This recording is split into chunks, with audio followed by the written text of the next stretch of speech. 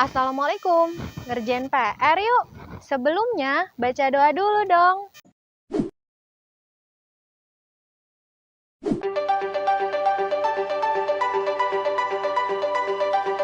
Nah, hari ini kita mau bahas jurnal penyesuaian. Jurnal penyesuaian sangat penting banget karena nanti dia akan berpengaruh terhadap pengerjaan kertas kerja berikutnya. Ayo kita kerjain.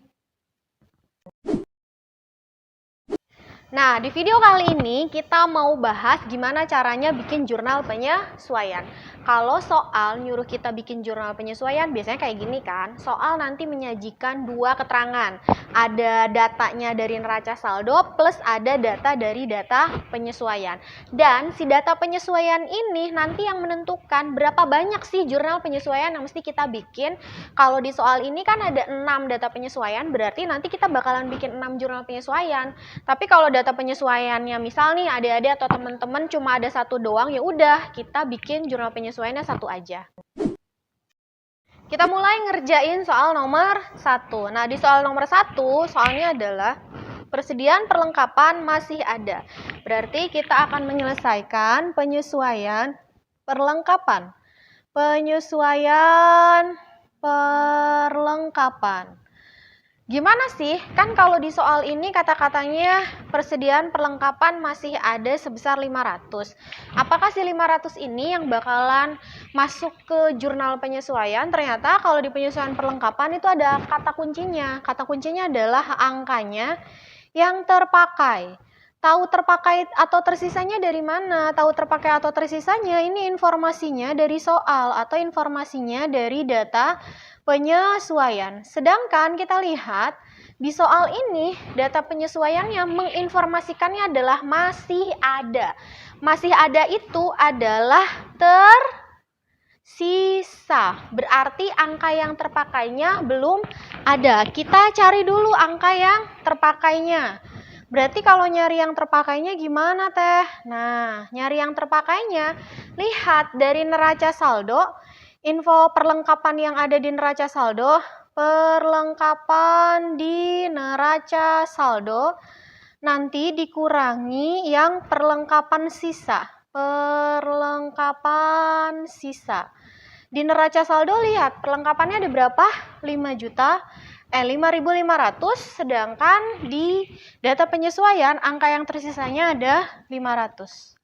Berarti 5.500 dikurangi 500 adalah 5.000. Ini nanti yang masuk ke jurnal penyesuaian. Tapi kalau di soalnya perlengkapan terpakai ya sudah, nggak usah dicari lagi ya. Karena kan tadi kata kuncinya adalah yang terpakai. Nah ini kita masukin ke jurnal penyesuaian. Jurnal penyesuaian itu tergantung keterangan di data penyesuaian. Kalau di data penyesuaiannya 31 Desember, berarti semua jurnal penyesuaian nomor 1 sampai nomor 6 itu tanggalnya sama. 31 Desember dan memang biasanya sih akhir periodenya 31 Desember ya, gitu. Di debitnya apa? Untuk penyesuaian perlengkapan di debitnya ada beban perlengkapan. Sebesar berapa? Tadi sudah kita cari yang terpakainya 5.000. Di kreditnya apa? Yang namanya perlengkapan terpakai berarti perlengkapannya kepake, berarti kepake itu berkurang ya. Berarti ada perlengkapan yang berkurang. Di sebelah kredit sebesar berapa? 5.000. Oke. Nah, ini untuk penyelesaian soal yang pertama. Dan untuk penyesuaian perlengkapan, akun-akunnya tidak pernah berubah.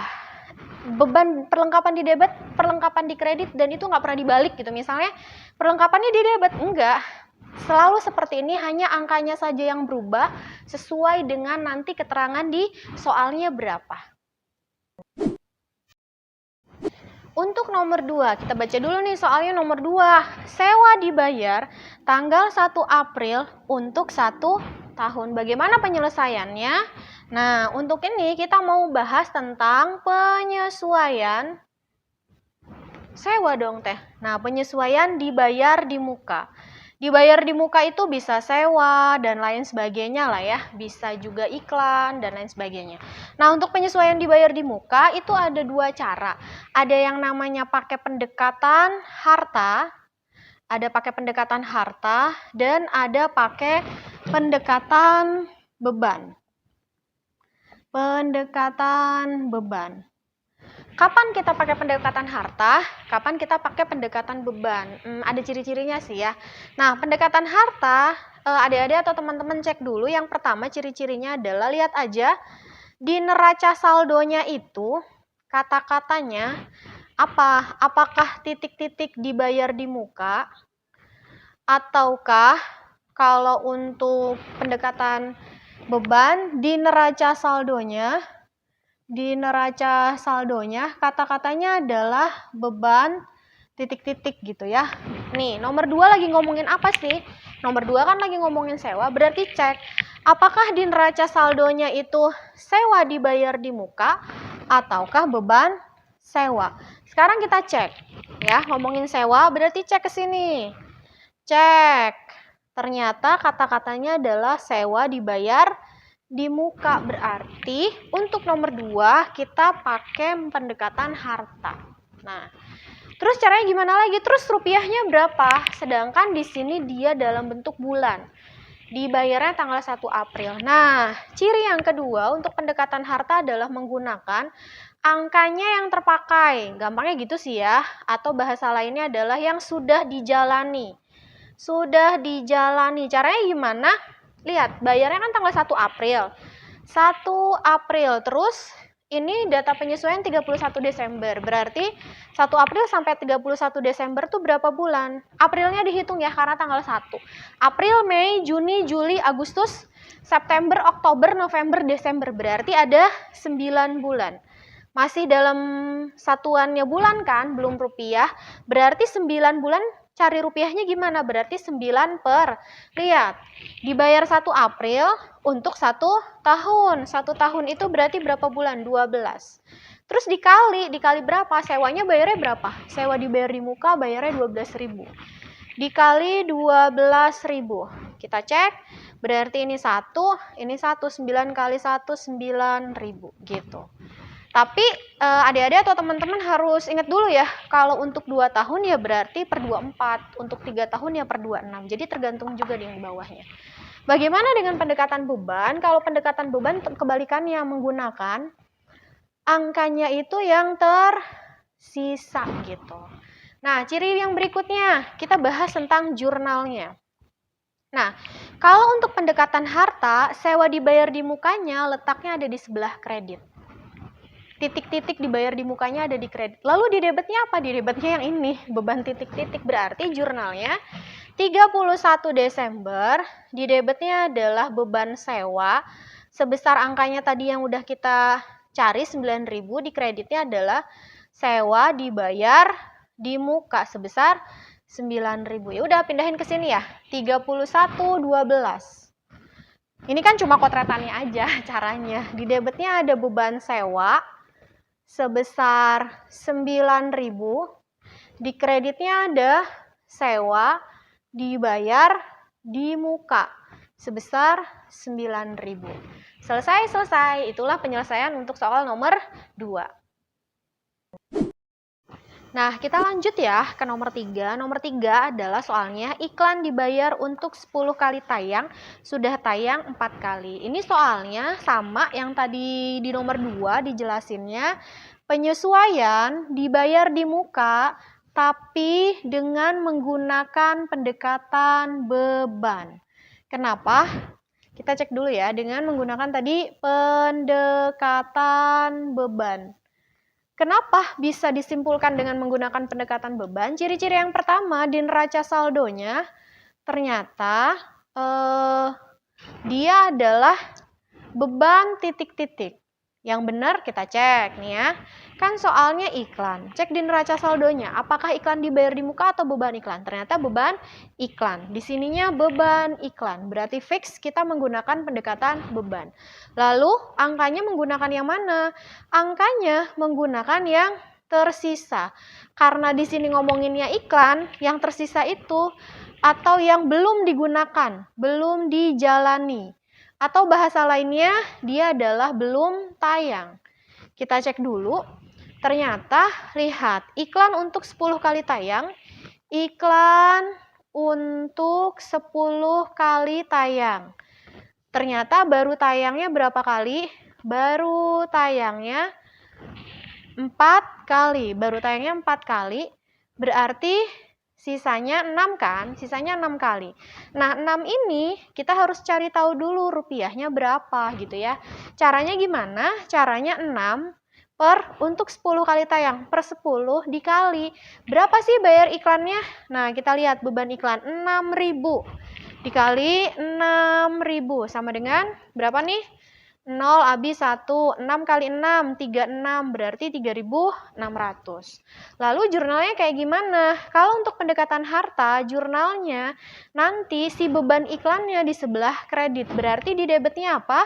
Di debitnya adalah iklan, dibayar di muka, baru di kreditnya adalah beban iklan. Berapa? 3.600. 3.600. Berarti sini tinggal kita pindahin 31 bulan 12 ada iklan dibayar di muka.